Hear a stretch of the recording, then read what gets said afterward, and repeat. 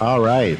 Welcome to the CXM Experience. And as always, I'm Grad Kahn, CXO at Sprinkler, Chief Experience Officer. I'm here today to talk to you about conversational commerce. Yeah.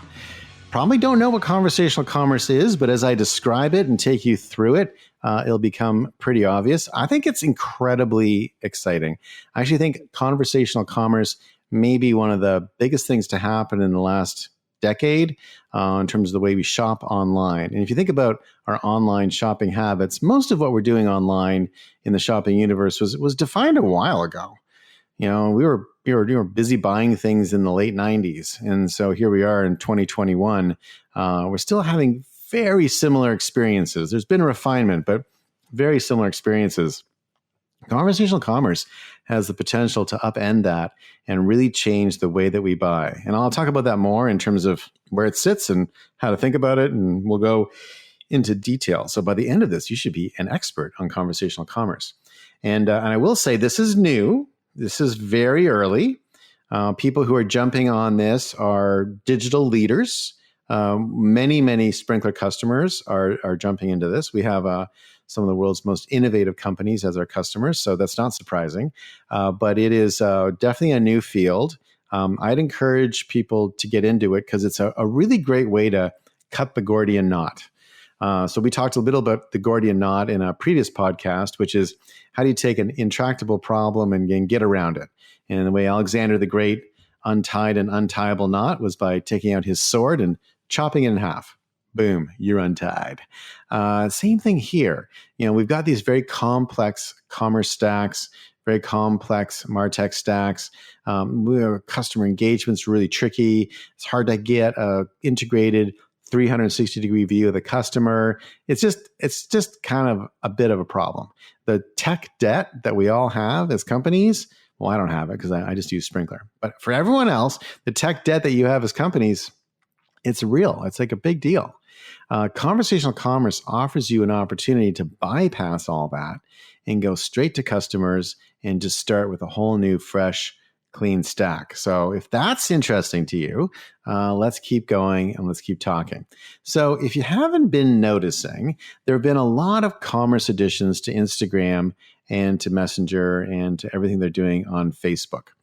Shopping ads, stories, Instagram shop, editor's picks, brand shop, product, cart and checkout, timeline posts, the grid, creator's picks, collections, product launches, chat, and most importantly, shipping updates have all been launched on Instagram over the most recent history.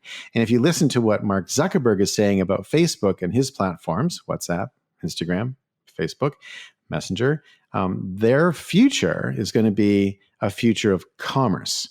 So they're beginning to think of themselves as a commerce channel and less so as a social channel. Still, you know, obviously connecting people the way they connect people, but that the business will become a commerce business. Pretty exciting, and it's an amazing new direction for where they're going. You can actually do this today. Like there's an interesting example that we have in one of our decks where we see a shopping ad for a little toy car. You can read the product detail right there, right in Messenger. You can put it in a cart in Messenger. You can see your shipping and tax. You can place the order, see the order has been placed, get confirmation, and get an order summary, all without leaving the platform. And this idea of being able to stay in a single platform, in a single experience is quite different. We've gotten maybe a bit too used to the fact that we click on a link and we end up somewhere else, and there's spinning circles and there's all sorts of different, data points, and things are sort of flying at us, and sometimes it works and sometimes it doesn't. And to a certain extent, I always hate doing that. I always hate clicking on a link because it takes me out of the platform, and sometimes it works and sometimes it doesn't. And sometimes I get lost and sometimes I don't. And it's just frustrating. And so what the platforms are doing is putting enough functionality into the platform itself that you don't need to leave. It's going to have far-reaching implications for companies like Shopify, for a lot of the companies that rely on the Shopify universe, for all the sort of external cart companies.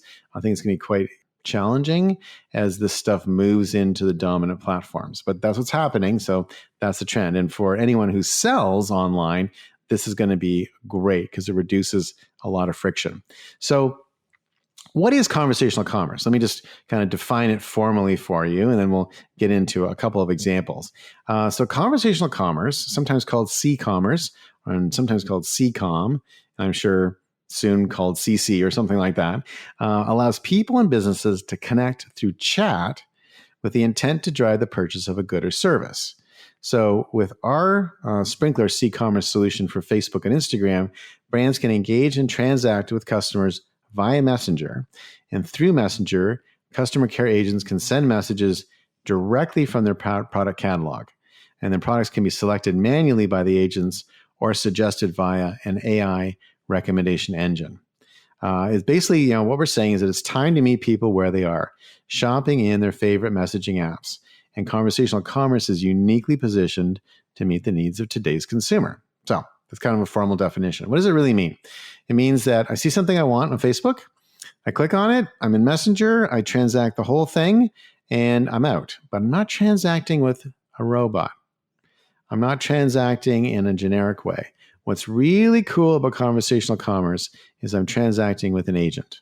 So conversational commerce sits in between the theoretically personal environment of a retail store and the impersonal and very generic environment of online shopping. And so if you think about online shopping, lots of great things about it. We're all doing tons of it, but there really isn't a ton of guidance. You have to kind of know what you want, what you're looking for. There are concerns around product quality or product fit or product appropriateness or sizing. Sometimes it's hard to tell if it's right.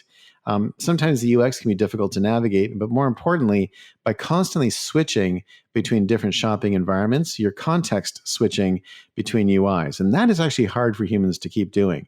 If you could buy multiple products from multiple vendors in a single UI, that'd be vastly superior, and people will migrate to that. It's one of the reasons why people have migrated to things like Seamless and Postmates for food delivery, because trying to go to every single restaurant's website and try to navigate menus, it's very, very difficult. People want that common UI. And of course, there's no human touch point in online shopping. At best, you might be able to submit a query or go to some kind of community or maybe do an email. Now, the retail store is great, and we love retail stores, but a few challenges. One is, going into a retail store, may kill you. So that would be up there on the concern levels. The one-on-one experience isn't really as strong as it used to be because of the challenge in retail these days. They're de-staffing. So the stores are there, but the people aren't. I spent, can't even tell you, by 15 minutes running around a store in New York last week, literally just looking for a person to help me. I had to kind of peel someone away from restocking to get them to help me. I got the help I needed, but it was a hunting and finding experience, not very attractive. It's expensive to run a store, obviously, and stock availability is unknown and very dodgy. So what conversational commerce is, it sits between these two. It's the best of both worlds. It's the lower cost of online and the concierge services of high-end retail. You can try and customize the product. You're interacting with an agent. You can bargain, get discounts. It's open 24/7. And you have access to the entire product catalog and stock. Imagine you could go into a store that had everything in every size at all times. Kind of cool. And so what Sprinklr does is it creates an agent dashboard that allows the conversation from the customer to be viewed. And then when you start having that conversation, you get a 360-degree profile of that customer coming out of the CXM database. And then the AI engine in Sprinklr will recommend ways of responding to the customer's questions and recommend ways of driving upsell and sales motions. It's a very compelling, very simple, single glass experience that allows the customer to have a good experience by being well-informed, getting answers to their questions quickly, but having a real person on the other end. And it creates a great agent experience because the agent can get quick answers to questions that they're being asked and leverage the work of the very best agents across the network. And so this is something that we've put in place in a number of customers. Like I said, still very early, but we're seeing amazing outcomes. And what's really neat about this is it allows you to take any kind of social marketing effort you may have had in the past, or any kind of messaging platform effort you may have had in the past. And instead of justifying it maybe on cost, often people will say that customer care on modern channels is less expensive than voice. Absolutely true. So that's an easy way to justify it. But now what can happen is you justify it based on revenue. Right now I can say, hey, I'm doing this to generate more revenue. I heard a story today about a retailer. They had a goal. I'm not going to say who it is, but just kind of use it as a benchmark. The team had a goal in the online sort of social team had a goal of generating about 10 to 12 to 14 to $15 million in revenue a year. That's kind of every year would go up by $1 million, and they were doing a good job of hitting those goals. This year, their goal is 50 million. Just overnight, the goal has tripled or slightly more than tripled because the world has changed, and we need to be driving our primary sales from this channel. So discontinuous innovation has to occur, and massive digital transformation has to occur to make that happen. So conversational commerce is a great way to do that. Now, you could say, why Sprinklr? Why don't I just do it directly on Messenger or directly through Facebook? Well, there's a couple of reasons. One is it's very hard to manage the product catalog because it's not possible on Facebook to connect the product catalog to the shop. So you're going to need to do that because you want to have your whole catalog available. The recommendation engine doesn't exist, so you can get recommended products by agent and community manager, and it utilizes AI for intelligent product recommendations. You can also use this as a way of holistically managing the customer experience across all channels. So you can sort of see that customer's profile. They're in your CXM database. You're having a conversational commerce interaction with them, but you know what else they've done as well. So a more holistic management of the consumer allows you to have a way better experience for that consumer. And then you can also now take conversational commerce, if you're using Sprinklr, and you can place it in the context of all your paid, owned, and earned activities and metrics. And so you can look at it that way. And then you can also tie in any kind of insights you're getting from other areas of Sprinklr, like listening insights, what are people saying? You'll know maybe what trending, what people want, how people are sort of looking at things, or product insights, product comments, feedback, things that people want to see in the product. And then you can use those insights to inform other parts of the Sprinklr stack, like advertising, marketing, the content production. All those things can be informed by what's coming through conversational commerce, the kind of conversations that are happening that can help the whole system be better and smarter and more effective. So it's a pretty exciting. I hope you can kind of get this. We obviously have materials on it. If you want to know more, please send me a note.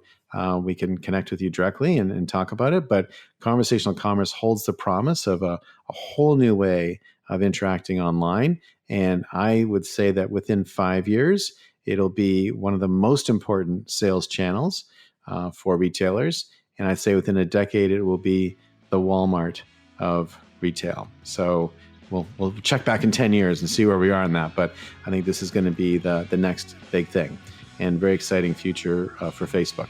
So that's it for today. Got some really cool stuff on CXM we're going to be talking about for the rest of the week. But for now, I'm Brad Kahn, and I'll see you next time.